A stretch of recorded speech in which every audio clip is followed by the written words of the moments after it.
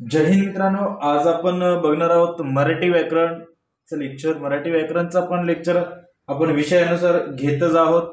त्यामध्ये आता आपण घेणार आहोत. याच्या अगोदर आपण क्रियापद आणि क्रियापदाचे प्रकार बघत होतो आणि त्या प्रकारामध्ये काळ, साधा वर्तमान काळ, साधा वर्तमान काळ, त्याच्यानंतर भूतकाळ आणि भविष्यकाळ. वर्तमान काळ, भूतकाळ, भविष्यकाळ यांची आपण माहिती घेतली. तर आजच्या व्हिडिओमध्ये आपण घेणार आहोत क्रिया विशेषण अव्यय. ऍक्च्युली नेहमीप्रमाणेच व्हिडिओ आडवा करून बघायचा आहे. व्हिडिओ संपूर्ण बघा, सर्व तुमच्या नोटबुक मध्ये नोट करून घ्या. नाही समजलं परत विचारा, परंतु या टॉपिक कडे दुर्लक्ष करू नका. मराठी व्याकरणाचा अतिशय महत्वाचा टॉपिक आहे क्रिया विशेषण अव्यय. ओके, नेमका आपल्याला समजायला पाहिजे की क्रिया विशेषण अव्यय नेमके काय असतं ते. तर बघा, आपण याच्या अगोदर पण क्रिया विशेषणाबद्दल माहिती घेतलेली आहोत थोडं. तर क्रिया विशेषण म्हणजे काय, तर क्रियापदाबद्दल विशेष माहिती सांगणाऱ्या शब्दाला क्रिया विशेषण म्हणतात. लक्षात ठेवा, एखादी घटना घडत असेल आणि त्या घटनेबद्दल जर एक विशेष माहिती सांगत असेल तर अशा क्रियापदाला म्हणतात क्रिया विशेषण अव्यय किंवा क्रिया विशेषण. ओके, क्रिया विशेषण म्हणजे कोणतीही गोष्ट काहीही असू दे त्याच्याबद्दल जर माहिती सांगणाऱ्या शब्दाला क्रिया विशेषण असे म्हणतात. एखाद्या विशेष, आता उदाहरणार्थ जर घेतलं, राम आंबा खातो. राम आंबा खातो. ओके, राम काय आंबा खातो. आता राम खातो, खातो क्रियापद आहे, पण काय खातो, राम खातो. विशेष माहिती सांगणाऱ्या शब्दालाच मग क्रियापद असे म्हणतात. ओके, तर राम आंबा खातो एक्झाम्पल येणार नाही. ऍक्च्युली क्रियापदाबद्दल विशेष माहिती सांगते ना. उदाहरणार्थ, राम हळू आंबा खातो किंवा रामने खाल्लेला आंबा खूपच गोड आहे. हे काय झालं, खूपच गोड हे झालं क्रिया विशेषण. अशा पद्धतीने काही शब्द असतात. तर ठीक आहे, आपण एक्झाम्पल येणार त्यावेळेस आपण बघणारच आहोत. फक्त आपल्याला मेन महत्वाचं काय, क्रिया विशेषण म्हणजे काय हे आपल्याला मेन पाहिजे. तर क्रियापदाबद्दल विशेष माहिती सांगणाऱ्या शब्दाला क्रिया विशेषण म्हणतात. आता क्रिया विशेषणाचे पण दोन प्रकार पडतात. एक क्रिया विशेषण आणि दुसरं क्रिया विशेषण अव्यय. बघा, दोन प्रकार पडतात, क्रिया विशेषण आणि क्रिया विशेषण अव्यय. तर या दोघांमधील फरक काय आहे ते पण समजून घेणं खूप महत्वाचं आहे. तर बघा, फरक सोपा आहे, काहीच अवघड नाहीये. फरक काय बघा, क्रियाविशेषण अव्यय ना, जे क्रियाविशेषण अव्यय असतात ना, ते कर्त्याचे लिंग, वचन आणि पुरुषानुसार बदल होतो. काय होतो, कर्त्याचे जे काही लिंग असेल, कर्त्याचं वचन असेल आणि कर्त्याचं पुरुषानुसार त्यामध्ये काय होतं, बदल होतो क्रियाविशेषणामध्ये.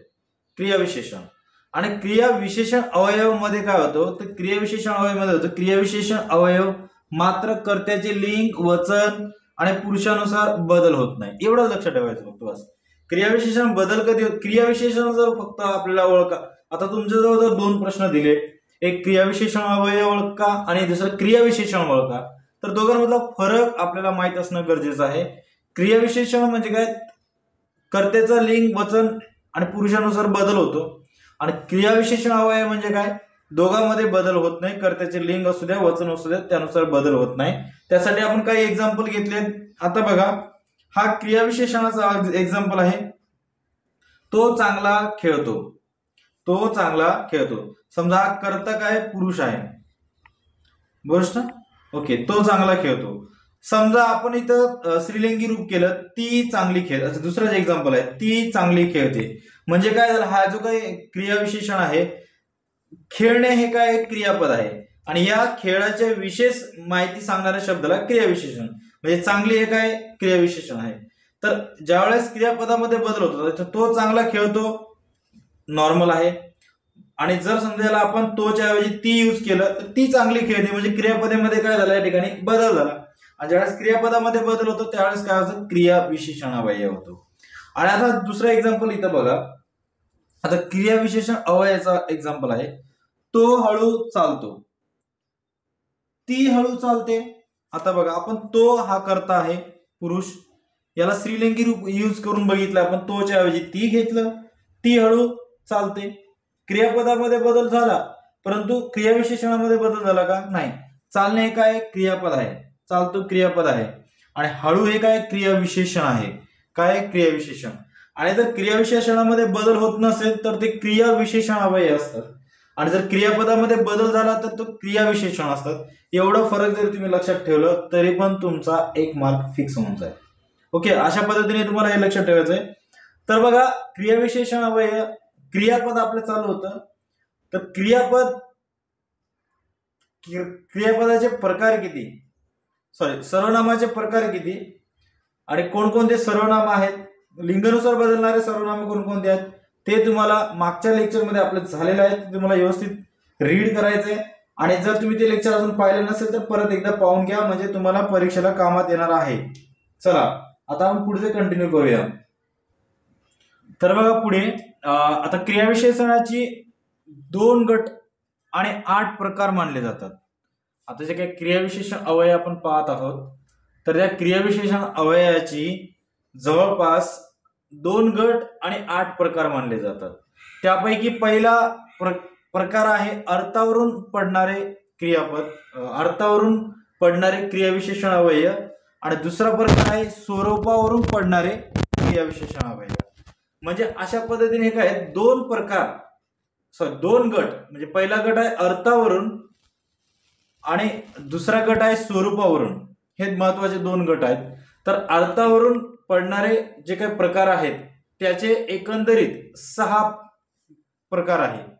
अर्थावरून पडणारे जे गट आहे त्या गटानुसार 6 प्रकारचे आहेत. एक म्हणजे पहिला कालवाचक क्रियाविशेषण अव्यय.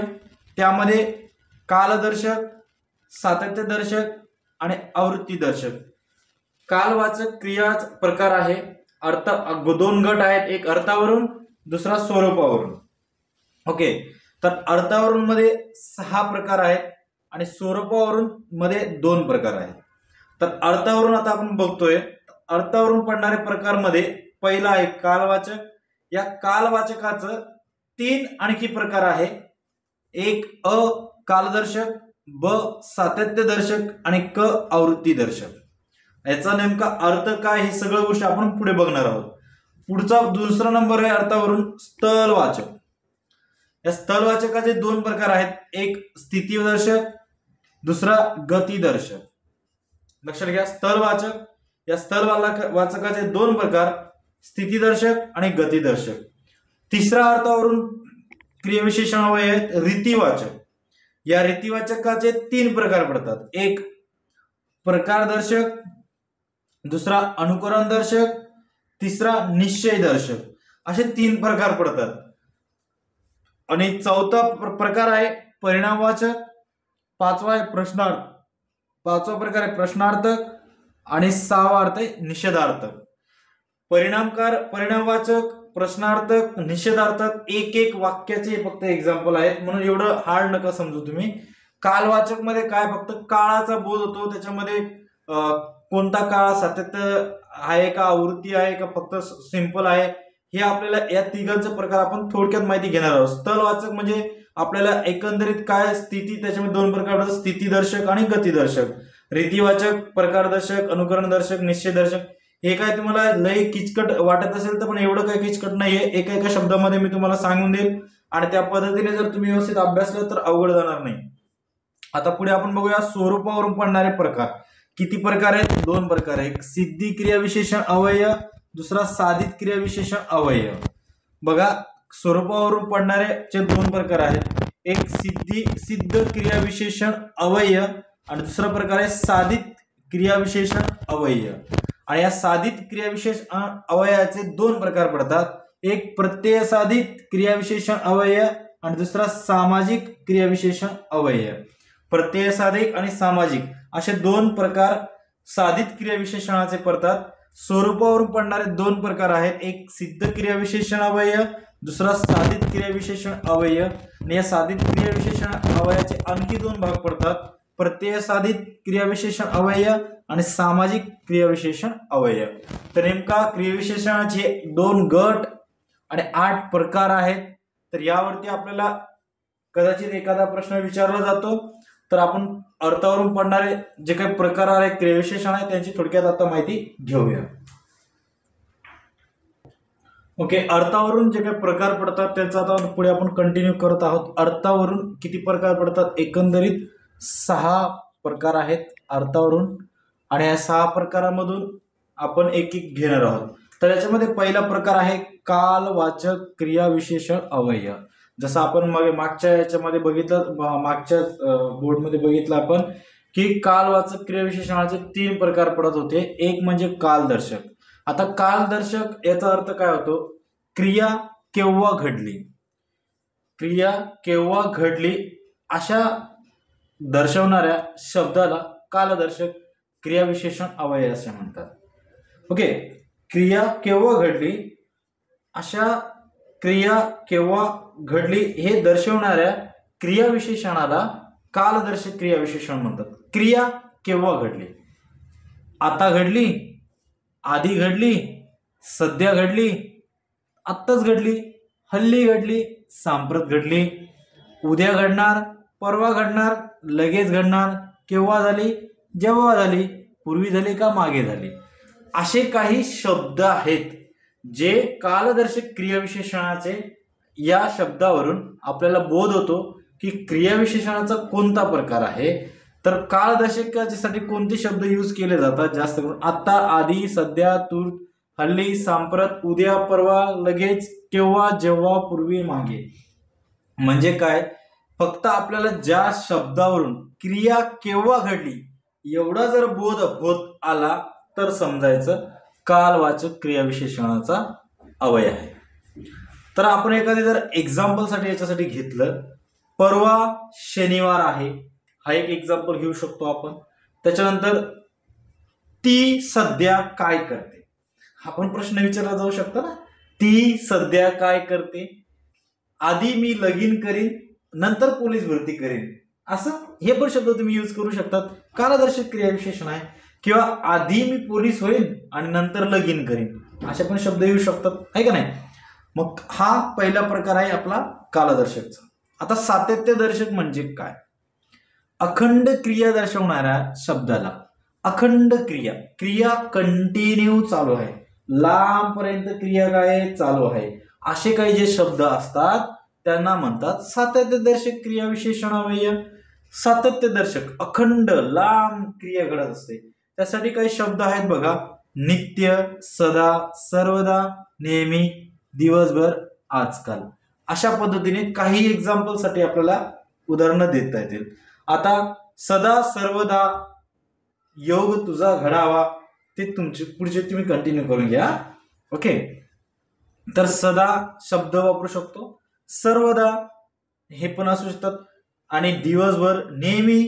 राहुल नेहमीच उशिरा उठतो, पाऊस दिवसभर चालू होता, आजकाल तर महेश दिसतच नाही. असे काही एक्झाम्पल असतात. तर ते कोणते एक्झाम्पल आहेत? तर सातत्यदर्शक. बघा, कालदर्शक क्रिया केव्हा घडली, सातत्यदर्शक क्रिया अखंड घडली. आणि तिसरा जो काही प्रकार होता क वाला, तो होता आवृत्तीदर्शक क्रियाविशेषण अवयय. आवृत्तीदर्शक, घटनेच्या पुनरावृत्ती दर्शवणाऱ्या शब्दाला. पुनरावृत्ती, घटना, एखादी घटना असेल ती जर परत परत दाखवली जात असेल तर त्यांना म्हणतात आवृत्तीदर्शक क्रियाविशेषण अवयय. काय? एखादी घटना परत परत परत परत तुम्हाला दाखवली जाणार तर त्याला म्हणतात आवृत्तीदर्शक क्रियाविशेषण अवयय. म्हणजे ते काय बघा, शब्द कोणते असतात त्यामध्ये? फिरून, वारंवार, दररोज, पुन्हा पुन्हा, सालोसाल, क्षणोक्षणी. ओके, असे काही शब्द असतात.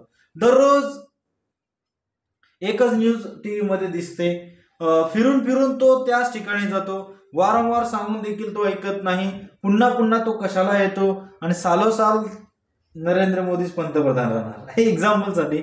आणि क्षणोक्षणी मी तिची वाट बघतो. म्हणजे असे काही एक्झाम्पल तुम्ही काय करू शकतात, जोडू शकतात. म्हणजे आवृत्तीदर्शक म्हणजे काय? घटनेचा परत परत दर्शवणाऱ्या शब्दाला आवृत्तीदर्शक क्रियाविशेषण म्हणतात. कालदर्शक म्हणजे क्रिया केव्हा घडली, सातत्यदर्शक म्हणजे क्रिया अखंड राहिली, आणि आवृत्तीदर्शक म्हणजे परत परत घडली. एवढं जरी लक्षात ठेवलं तरी ओके. पुढे बघूया. ओके, तर आता अर्थावरून 6 प्रकार पडतात, तुम्हाला सांगितलं मगाशी. त्याच्यातले पहिला प्रकार घेतला आपण, आता दुसरा प्रकार घेत आहोत. तर दुसरा प्रकार आहे स्थलवाचक क्रियाविशेषण अवयय. काय? स्थलवाचक क्रियाविशेषण अवयय. स्थळवाचक याच्या नावावरूनच आपल्याला कळेल की क्रियेचे नेमकं स्थळ आणि ठिकाण हे दाखवण्यासाठी जे काही शब्द वापरले जातात त्यांना म्हणतात स्थळवाचक क्रियाविशेषण अवयव. बघा, क्रियेचे स्थळ, ठिकाण, कोणत्या ठिकाणी क्रिया घडत आहे हे ज्या ठिकाणी ज्या शब्दाने दाखवले जातात अशा शब्दांना म्हणतात स्थळवाचक क्रियाविशेषण अवयव. त्याचे पण दोन प्रकार पडतात. अ म्हणजे स्थितीदर्शक. आता स्थितीदर्शक म्हणजे काय? क्रिया ज्यावेळेस शब्द क्रियाच्या शब्द म्हणजे ज्यावेळेस क्रिया घडत असेल त्यावेळेस येथे, तेथे, जेथे, वर, खाली, कोठे, मध्य, अलीकडे, पलीकडे, मागे, पुढे, जिकडे, तिकडे हे शब्द ज्यावेळेस वापरले जाणार त्यावेळेस त्यांना म्हणणार आपण स्थितीदर्शक क्रियाविशेषण अवयव. येथे, जेथे, तेथे, जेथे, वर, खाली, कोठे, मध्ये असे काही शब्द असतात ना, त्याच्यामुळे त्यांना म्हणतात स्थळवाचक क्रियाविशेषण अवयव. उदाहरण जर आपण घेतलं, पलीकडे चिंचेचं झाड आहे, मागे शाळा आहे, पुढे नदी आहे, जिकडे तिकडे, जिकडे विहीर तिकडे माणसं, खाली बस, कोठे गेला होता, मध्य, असे काही जे शब्द असतात यांना स्थितीदर्शक. महत्वाचं काय आहे, स्थितीदर्शकासाठी कोणते शब्द यूज केले जातात? येथे, जेथे. ऍक्च्युली स्थळवाचक याच्यावरून काय, क्रियेचे स्थळ, कोणतं ठिकाण ज्यावेळेस बोध होतो त्यावेळेस त्याला म्हणणार आपण स्थळवाचक क्रियाविशेषण. याच्यामध्ये दुसरा प्रकार जो पडतो तो गतिदर्शक क्रियाविशेषण अवयव. स्थळवाचक, स्थितीदर्शक आणि गतिदर्शक याच्यातला फरक काय बघा. गती म्हणजे इकडून तिकडून मागून पुढून, म्हणजे हे काय जे शब्द असतात एक ज्या क्रियेची गती दावडतात, इकडून ये, तिकडून जा, मागून ये, पुढून ये, वरून बस, खालून जा, लांब जा, दूर जा, असे काही जे काही शब्द असतात ज्यावरून क्रियेची गती आपल्याला बोध होत असेल तर अशा शब्दांना म्हणतात गतिदर्शक स्थळवाचक क्रियाविशेषण अवयव. स्थळवाचक क्रियाविशेषणाचा दुसरा प्रकार आहे अर्थावरून स्थळवाचक क्रियाविशेषण अवयव. त्याचे दोन प्रकार पडतात, स्थितीदर्शक आणि गतिदर्शक. त्या गतिदर्शक मध्ये हे शब्द असतात इकडून, तिकडून, मागून, पुढून, वरून, खालून, लांब आणि दूर. त्याच्यानंतर पुढचा जो काय प्रकार पडतो तिसरा, तो आहे रीतिवाचक क्रियाविशेषण अवयव. तिसरा प्रकार काय पडतो? रीतिवाचक क्रियाविशेषण अवयव. रीतिवाचक म्हणजे काय? वाक्यातील क्रिया कशी घडते किंवा क्रियेची गती काय असणार हे ज्यावेळेस बोध होतो तर त्या अशा शब्दांना म्हणतात स्थितीवाचक क्रियाविशेषण. बघा, क्रियाविशेषण आहे, क्रिया कुठे घडली, त्याचं ठिकाण कोणत्या ठिकाणी आहे, क्रियेचे स्थळ कोणते आहे, ठिकाण कोणत्या ठिकाणी आहे ते झालं. त्याच्यानंतर क्रिया कशा पद्धतीने घडते हे काही जे शब्द असतात त्यांना म्हणतात रीतिवाचक क्रियाविशेषण अवयव. लक्षात ठेवा, वाक्यातील क्रिया कशी घडते किंवा क्रियेची गती काय असणार या शब्दावरून जे काही आपल्याला बोध होतात त्यांना म्हणतात रीतिवाचक क्रियाविशेषण अवयव. उदाहरणार्थ प्रकारदर्शक क्रियाविशेषण, त्याच्यामध्ये पण तीन प्रकार आहे. एक प्रकारदर्शक, दुसरा अनुकरणदर्शक, तिसरा निश्चयदर्शक. आता प्रकारदर्शक मध्ये काय असतं? जलद, हळू, सावकाश, तेवी, जेवी, मुद्दाम, आपोआप असे काही जे शब्द असतात. अरे बुलेट ट्रेन जलद धावते असे एक्झाम्पल असतात. सीता हळू चालते असे काही एक्झाम्पल असतात. राम सावकाश चालतो हे काही शब्द असतात. मुद्दामून तो आला नाही, आपोआपच तो येईल असे काही जे शब्द असतात तर त्यांना म्हणतात प्रकारदर्शक, म्हणजे रीतिवाचक मधला प्रकारदर्शक. अनुकरणदर्शक, आता अनुकरणदर्शक म्हणजे काय? झटझट. झटझट या शब्दाचा अर्थ काय? झटकन होणे, एखादी क्रिया झटकन येते, हे झटझट आवर तू असं आपण बोलतो ना कधी कधी, तेव्हा. दुसरी पटापट, पटपट, पटपट चल लवकर असा आपण काही शब्द वापरतो त्यावेळेस ते म्हणतात अनुकरणदर्शक. पटपट याचा अर्थ काय होतो? पटकन चालणे. बदाबद, चमचम असे काही जे शब्द आले तर त्यांना म्हणणार आपण अनुकरणदर्शक रीतिवाचक क्रियाविशेषण अवयव. पुढचा आहे निश्चयदर्शक. आता निश्चयदर्शक म्हणजे काय? खचित, खरोखर, नक्की, खुशाल. म्हणजे या ज्या शब्दावरून आपल्याला एखादी गोष्टची खात्री होत असेल, एखादी निश्चय येत असेल किंवा खात्री होत असेल असे काही जे देणारे शब्द असतात त्यांना म्हणतात निश्चित दर्शक रीतिवाचक क्रियाविशेषण. ओके, याचं जर एक्झाम्पल आपण घ्यायचं जर ठरलं तर काय घेणार तुम्ही, वचन दिल्याप्रमाणे तो खरोखरच आला, वचन दिल्याप्रमाणे तो खरोखरच आला. किंवा दुसरं एखादं एक्झाम्पल घ्यायचं म्हटलं तर अजून काय घेऊ शकतो आपण, खचितच तो खोटे बोलतो, क्वचित तो खोटे बोलतो. म्हणजे असे काही शब्द असतात ते म्हणून निश्चयदर्शक. ओके, निश्चय आणि खात्री देणारे जे काही शब्द असतात त्यांना म्हणतात निश्चयदर्शक क्रियाविशेषण अवयव. असे अवयवाचे आता 3 प्रकार बघितले आपण, टोटल 6 प्रकार आहेत. अजून याच्यातले 2 प्रकार बघूया. ओके, तर बघा आता अर्थावरून प्रकार, याच्या अगोदर आपण 3 प्रकार बघितले. आता आपण चौथा प्रकार पाहत आहोत. तर चौथा प्रकार आहे परिणामवाचक क्रियाविशेषण अवयव. काय आहे परिणामवाचक क्रियाविशेषण अवयव? याला संख्यावाचक क्रियाविशेषण अवयव देखील म्हणतात. जे परिणामवाचक क्रियाविशेषण अवयव आहे त्याला संख्यावाचक क्रियाविशेषण देखील म्हणतात. तर बघा याच्यामध्ये काय, क्रियेविषयी संख्येचा किंवा परिणामाचा भाषेत माहिती सांगणारी काही शब्द येतात त्यांना क्रियाविशेषण अवयव असे म्हणतात. लक्षात ठेवा, क्रियेविषयी संख्येचा बोध होत असेल किंवा परिणामाचा भाषेत माहिती सांगणारे जे काही क्रियाविशेषण शब्द आलेले आहेत तर त्यावरून आपल्याला परिणामवाचक किंवा संख्यावाचक क्रियाविशेषण आहे असं त्याच्यावरून आपल्याला कळतं. आता संख्यावाचक याच्या पण 4 प्रकार आहेत, संख्यावाचक, अधिक्यवाचक, पर्याप्तिकवाचक, श्रेणीवाचक. आपल्याला आतले तर काही विचारले जात नाही. आपल्याला पोलीस भरतीला जर आपण बघितलं तर फक्त परिणामवाचक, संख्यावाचक विचारणार. हे मधला जो काही टप्पा असतो 1 2 3 4 हा विचारला जाणार. फक्त मेन क्रियाविशेषणाचे प्रकार किती पडतात, गट किती पडतात तर 2 गट पडतात. प्रकार किती पडतात तर 2 अर्थावरून 2 प्रकार पडतात आणि त्या अर्थावरून 2 प्रकारामध्ये त्याचे 6 प्रकार पडतात आणि दुसऱ्याचे स्वरूपावरून पडणाऱ्याचे किती प्रकार पडतात, 2 प्रकार पडतात.